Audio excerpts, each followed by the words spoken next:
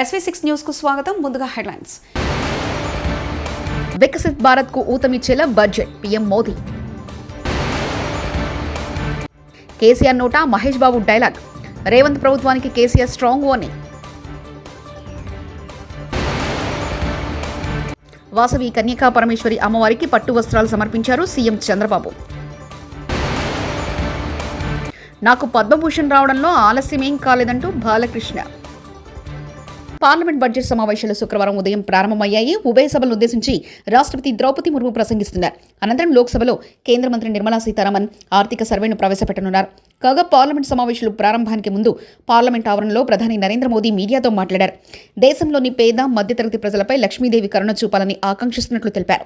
సమావేశాల్లో అన్ని అంశాలపై చర్చ జరగాలన్నారు. బడ్జెట్ సమావేశాల్లో అర్థవంతమైన చర్చకు ప్రతిపక్షాలు సహకరించాలని కోరారు. బిల్లులకు విపక్షాలు మద్దతు తెలపాలని కోరుతున్నట్లు తెలిపారు. ఈ బడ్జెట్ వికసిత్ భారత్ కు ఊతమిస్తుందంటూ ప్రధానమంత్రి నరేంద్ర మోదీ వెల్లడించారు. పెనుగొండ పశ్చిమ గోదావరి జిల్లా పెనుగొండలో సీఎం చంద్రబాబు పర్యటించారు. ఈ సందర్భంగా పట్టణంలోని వాసవి కన్యకా పరమేశ్వరి ఆలయానికి చేరుకున్న ఆయనకు ఆలయ ప్రధాన అర్చకులు, అధికారులు, సిబ్బంది పూర్ణకుంభంతో స్వాగతం పలికారు. తొలుత అమ్మవారికి చంద్రబాబు పట్టు వస్త్రాలు సమర్పించి ప్రత్యేక పూజలు నిర్వహించారు. అనంతరం సీఎంకు పండితులు వేద ఆశీర్వచనం చేశారు.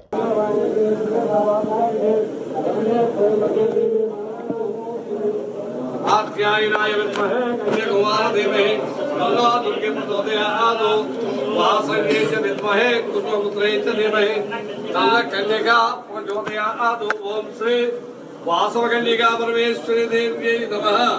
సువర్ణ దివ్య మంత్రపుష్పం సమర్పయామి. సువర్ణ దివ్య మంత్రించిన ఒక పుణ్యక్షేత్రం ఇప్పుడే నేను దర్శనం చేసుకొని బయట వచ్చాను. మొట్టమొదటిసారిగా అమ్మవారికి ప్రభుత్వం తరపున పట్టు వస్త్రాలు సమర్పించడం పూర్వ జన్మ సుకృతంగా నేను భావిస్తున్నాను. ఆర్య వయస్సుల ఎలవేల్పు, స్త్రీల ఆత్మగౌరవాన్ని చాటిన కలియుగ పార్వతీదేవి శ్రీ వాసవి కన్యకా పరమేశ్వరి అమ్మగారు. ఈ అమ్మ ఆత్మార్పణ అనుకున్న చరిత్ర తెలిస్తే ఇంకా ఎక్కువ భక్తిభావం పెరుగుతుంది. ఇంకా ఈ తల్లి ఆశీస్సులు తీసుకోవడానికి అందరూ కూడా ఆసక్తి చూపించే పరిస్థితి వస్తుంది. అహింసకు, ఆత్మత్యాగానికి, ధర్మ నిరతకి, శాంతికి ప్రతిరూపం శ్రీ వాసవి కన్యకా పరమేశ్వరి. అమ్మను వేడుకుంటే శాంతి, సంపద, రక్షణ, ఆశీస్సులు మెండుగా లభిస్తాయని అందరికీ నమ్మకం. ఇక్కడుండే వాళ్లే కాకుండా దేశం మొత్తం వయస్సులంతా పూజించే ఏకైక దేవత కన్యకా పరమేశ్వరి కూడా నేను మీకు తెలియజేస్తున్నా. తెలంగాణలో ఏ ఒక్క పథకం సరిగ్గా అమలు కావడం లేదని మాజీ సీఎం బీఆర్ఎస్ అధినేత కల్వకుంట్ల చంద్రశేఖరరావు ఆరోపించారు. 6 గ్యారెంటీలను పూర్తిగా అమలు చేయడంలో రేవంత్ ప్రభుత్వం విఫలమైందంటూ ఆయన విమర్శించారు. రేవంత్ ప్రభుత్వానికి కేసీఆర్ స్ట్రాంగ్ వార్నింగ్ ఇచ్చారు. ఇవాళ శుక్రవారం జహీరాబాద్ నియోజకవర్గంలో బీఆర్ఎస్లో కార్యకర్తలు, నాయకులతో ఎర్రవల్లిలోని వ్యవసాయ క్షేత్రంలో కేసీఆర్ సమావేశమయ్యారు. ఈ సమావేశంలో మాజీ మంత్రి హరీష్ రావు పాల్గొన్నారు. కోహిర్, జహీరాబాద్, జరాసంగం, మొగుడాంపల్లి మండలాలకు చెందిన బీఆర్ఎస్ నేతలు, కార్యకర్తలు పాల్గొన్నారు.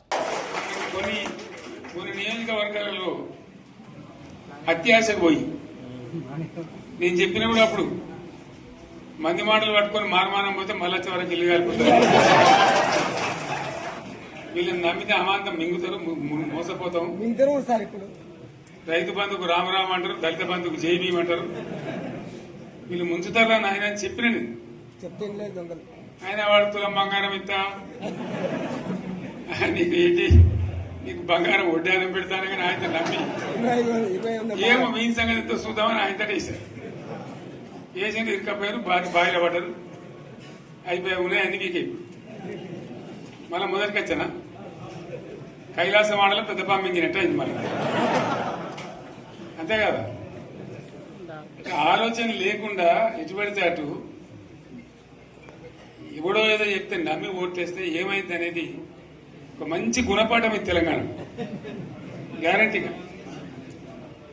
మంచిగా సంసారం జరుగుతుంది. జర తువ్వకచ్చినాం, రైతులు ఇంత ముఖం తెలివైతుంది, ఇంత బాకీలు కట్టుకుంటుండ్రి.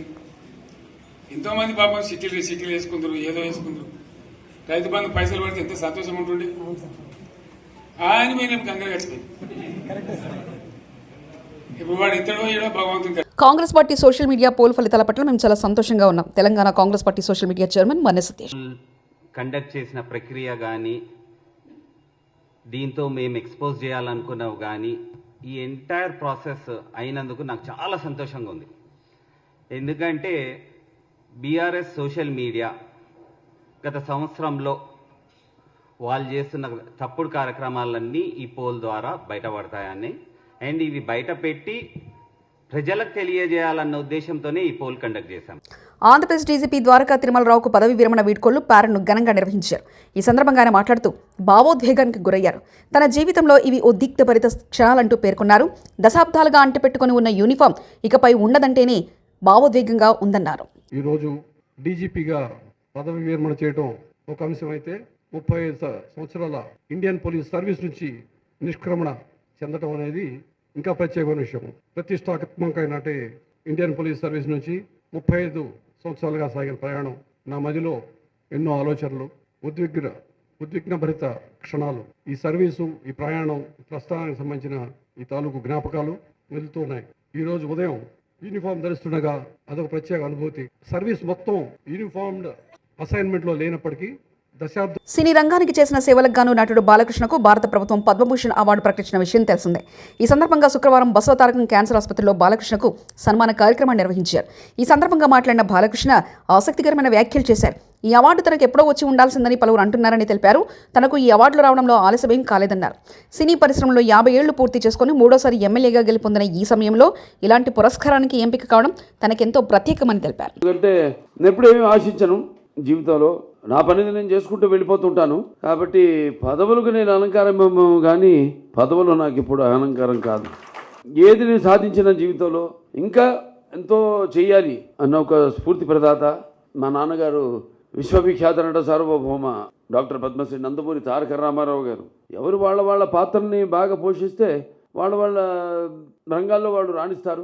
ఇదిగో ఇటువంటి పద్మశ్రీలు కానివ్వండి, పద్మభూషణ్లు కానివ్వండి, పద్మవిభూషణ్లు కానివ్వండి, లేకపోతే గ్యాలంటరీ అవార్డ్స్ కానివ్వండి, అవి వెతుక్కుంటూ వస్తాయి వెనకాలే. ఇందాక మాటల్లో ఎవరు అన్నప్పుడు అన్నారు, నాకు వచ్చింది పద్మభూషణ్, ఏదైతే మీకు దూరంగా ఉందో అంటే ఇవాళ నాకు వచ్చింది, ఇవాళ మీ అందరికి వచ్చినట్టే నేను భావిస్తాను. దేనికి ఆశించకుండా, ప్రతిఫల అపేక్ష లేకుండా మన వంతు మన పని నిబద్ధతతో, ఒక క్రమశిక్షణతో, పట్టుదలతో, సరైన దారిలో మనకి ఏదైతే సమాజం ఇచ్చిందో దానికి ప్రతిఫలంగా సొంత లాభం కొంత మానుకుని అన్నట్టు సమాజానికి ఉపయోగపడితే ఏదన్నా మనం సాధించవచ్చు. చాలా మంది అంటున్నారు ఇది ఇంతకు ముందే రావాల్సిందని పద్మభూషణ్. వాడు చెప్తాను, నేను ఎప్పుడు ఆధ్యాత్మిక చింతనలో ఉంటాను, పూజలు ఎక్కువ చేస్తుంటాను. పూజ అంతవరకే, ఆ తర్వాత నా వృత్తి, నా ఆలోచనలు, అదే నాకు దైవం. అది యాదృచ్ఛికమో కాకతాళీయమో, నాన్నగారి 100వ జయంతి సందర్భంగా పూర్తయింది మొన్ననే. తర్వాత ఆయన 75 సంవత్సరాలు చలనచిత్ర పరిశ్రమకు అడుగిడిన సందర్భంగా మొదటి సినిమా మన దేశం విడుదలైంది. నేను 50 సంవత్సరాలు ఇండస్ట్రీలో పూర్తి చేసుకోవడం, అలాగే నేను 3వసారి మళ్ళీ ఎమ్మెల్యేగా హిందూపూర్ నుంచి గెలవడం, అలాగే సినిమా రంగంలో నా సినిమాలు 4 హిట్లు కావడం, అఖండ అయితేనేమి, వీరసింహారెడ్డి అయితేనేమి, నేలకొండ భగవంత్ కేసరి అయితేనేమి, ఇప్పుడు మొన్న రిలీజ్ అయిన డాకు మహారాజ్ అయితేనేమి, ఇవన్నీ కలిసికట్టుగా ఇవన్నీ వచ్చిన సందర్భంగా ఇది రావడం అన్నది అది నాకు చాలా సంతోషంగా ఉంది. ఆలస్యం ఏం కాలేదు. చాలామంది ఎంతోమంది ఆర్టిస్టులు కొన్నేళ్ళు లైమ్ లైట్లో ఉండి తర్వాత కొంచెం తగ్గాక ట్రాక్ మారుస్తారు, అంటే క్యారెక్టర్ ఆర్టిస్టులని అలా మారుతారు. కానీ నేను ఆ భగవంతుడి కళామ తల్లి ఆశీస్సులతో, మా అమ్మగారి దీవెనలతో, నాన్నగారి దీవెనలతో ఇలా ఈ రికార్డ్ ట్రాక్స్ సంతరించుకుని మళ్ళీ నా సెకండ్ ఇన్నింగ్స్ మొదలైంది అని చెప్పాను. నేను కూడా సరే దానంతటికి అది వచ్చింది. ముఖ్యంగా నా అభిమానులు అయితేనేమి, అలాగే తెలుగు ప్రేక్షక దేవుళ్ళు అయితేనేమి, ఇవాళ మన Basavatarakam Indo American cancer hospital and research institute, మన కుటుంబం అయితేనేమి, నా హిందూపురం పెద్ద కుటుంబం, హిందూపురం కుటుంబం అయితేనేమి, అందరూ ఎన్నో రకాలుగా వాళ్ళు ఈ యొక్క గుర్తింపుకి వాళ్ళకి వచ్చినట్టుగా వాళ్ళు భావిస్తూ వస్తాయి. చాలామందికి అవార్డులు వస్తాయి, కానీ ఎవరు వాళ్ళకి వచ్చినట్టుగా భావించరు, ఆ వ్యక్తికి వచ్చినట్టు భావిస్తారు. నాకు వచ్చిందంటే ఇవాళ యావత్ నేను చెప్పిన అందరూ వాళ్ళకు వచ్చినట్టుగా భావించడం అంటే, వేల లక్షల కోట్ల మందిని కుటుంబ సభ్యుల్ని పొందడం అంటే అది ఏ జన్మజన్మన అనుబంధమో, ఏ రుణానుబంధమో, ఏ విడదీయలేని అనుబంధమో కదా అని నాకు అనిపిస్తూ ఉంటుంది. గోషామహల్ గ్రౌండ్లో ఉస్మానియా ఆసుపత్రి నిర్మాణంపై స్థానిక ప్రజలు ఆందోళన చెందుతున్నారని ఎమ్మెల్యే రాజాసింగ్ తెలిపారు. ఆసుపత్రి నిర్మాణంపై పునరాలోచించాలని కోరారు. గ్రౌండ్ వెనకాల నివసించే ప్రజలు రోగాలొస్తాయని భయపడుతున్నారని పేర్కొన్నారు. వారితో సీఎం మాట్లాడి ఆసుపత్రి నిర్మాణం గురించి వివరించాలని విజ్ఞప్తి చేశారు. మరోవైపు ఆసుపత్రి నిర్మాణానికి వ్యతిరేకంగా అఖిలపక్షం గోషామహల్ బంద్కు పిలుపునిచ్చింది. దానికి ఇనాగ్రేషన్ ఉంది, మీరు రావాలని నాకు సుప్రీం గారు కాల్ చేసినారు. నేను రేవంత్ రెడ్డి ముఖ్యమంత్రి గారికి ఒక రిక్వెస్ట్ చేయాలనుకుంటున్నా. Goshamahal ground back side Chandanwadi, చాకనావాడి అంటారు, మొత్తం సరౌండింగ్ జనాలు. ఇక్కడ హాస్పిటల్ కడితే మాకు ఇబ్బంది వస్తుంది. కరోనా అట్లాంటి ఏదైనా ఒక రోగం వస్తే ఈ రోగముకి ట్రీట్మెంట్ ఇక్కడనే జరుగుతుంది. అక్కడి నుంచి వైరస్ మా దగ్గర రావచ్చు. అదేవిధంగా మార్చురీ ఇప్పుడున్న కండిషన్లో మనం చూడొచ్చు ఎట్లా వాసన వస్తుంది. ఒకవేళ ఇక్కడ కూడా మార్చురీ కడతారు, ఆ వాసన వల్ల మాకు ఇబ్బంది వస్తుంది. అట్లాంటి చాలా వరకు క్వశ్చన్ ఆన్సరు జనాల్లో ఉన్నది. నేను ముఖ్యమంత్రి గారికి రిక్వెస్ట్ చేసే ఒకవేళ మేము ఎన్నిసార్లు అసెంబ్లీలో మాట్లాడినాం, పాత ఉస్మానియాలో పోయి కూడా మేము మొత్తం వీడియో కూడా తయారు చేసినాము. అక్కడనే ఉస్మానియా కట్టొచ్చు అంత ప్లేస్ కూడా ఉంది, అది కూడా మేము మీకు చెప్పినాము. మీడియా జమిలీ ఎన్నికలొస్తే సీఎం చంద్రబాబుకు నష్టమని, అందుకే జమిలీకి ఆయన ఒప్పుకోరని మాజీ ఎంపీ కాంగ్రెస్ నేత చింతామోహన్ అన్నారు. జమిలీ ఎన్నికలొచ్చినా కాంగ్రెస్కు నష్టం లేదని చెప్పారు. ఏపీలో మళ్లీ జగన్ బలపడే అవకాశం లేదన్నారు. జగన్కు ఒక్క ఛాన్స్ మాత్రమే అడిగారని, ఇప్పుడు రెండో ఛాన్స్ అడిగినా ప్రజలు జగన్కు అవకాశం ఇవ్వరంటూ ఆయన కరాఖండిగా చెప్పారు. ఖండిస్తున్న ఏకసభ్య కమిషన్ తప్పు, ఇది చంద్రబాబు నాయుడు చేసింది, ఇది తప్పు, వెంటనే విరమించుకోవాలని నేను డిమాండ్ చేస్తూ, రెండో విషయం రాజధాని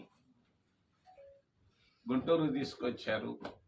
అసలు ఈ రాజధాని అనేది తిరుపతిలో ఉండాలని ఆ రోజు తరిమల్ నాగిరెడ్డి కమ్యూనిస్ట్ లీడర్ చెప్పాడు.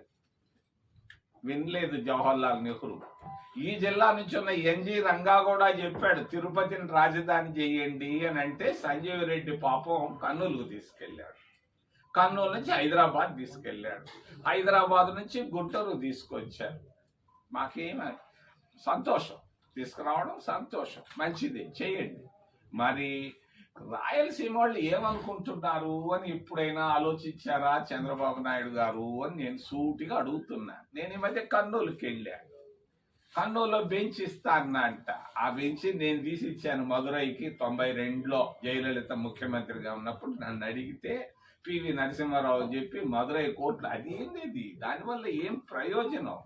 కర్నూలు, కడప, అనంతపూరు, చిత్తూరు, నెల్లూరు, ఒంగోలు జిల్లాల్లో అభివృద్ధి లేదు. ఈరోజు 10 జిల్లాలు ఉన్నాయి, 26 జిల్లాల్లో. నువ్వు 60,000 కోట్ల రూపాయలు రాజధాని నగరం కట్టేదానికి తీసుకొస్తున్నావు.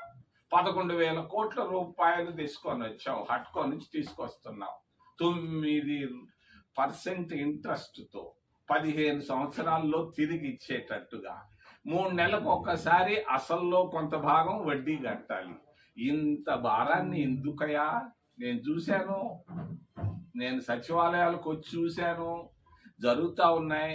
11,000 కోట్ల రూపాయలు అప్పు తీసుకొస్తున్నావు, కట్టు, నేను కాదంటాను. మళ్ళా 20,000 కోట్ల రూపాయలు వరల్డ్ బ్యాంకు నుంచి తీసుకొచ్చేదానికి రెడీ చేస్తున్నాడు. జర్మనీ బ్యాంకు నుంచి ఒక 4,500 కోట్లు, 4,500 కోట్లు తెచ్చేదాన్ని రెడీ చేస్తున్నాడు. మరి నువ్వు ఇంత డబ్బు తీసుకొస్తున్నావు, పక్క ప్రాంతాల్లో కనీసం రోడ్లు లేవు, బళ్ళు సరిగ్గా లేవు, మరి ఆసుపత్రుల్లో సూది లేదు, దూది లేదు. ఈ పరిస్థితుల్లో 60,000 కోట్ల రూపాయలు ఒక్క గుంటూరు జిల్లా పైన ఖర్చు పెట్టడం ధర్మమా నేను అడుగుతున్నా. రాయలసీమ వాళ్ళందరూ ఉడికిపోతున్నారు, బయట మాట్లాడటంలే, నేను మాట్లాడుతున్నా. వికసిత్ భారత్ కు ఊతమిచ్చేలా బడ్జెట్ పీఎం మోదీ. కేసీఆర్ నోటా మహేష్ బాబు డైలాగ్. రేవంత్ ప్రభుత్వానికి కేసీఆర్ స్ట్రాంగ్ వార్నింగ్.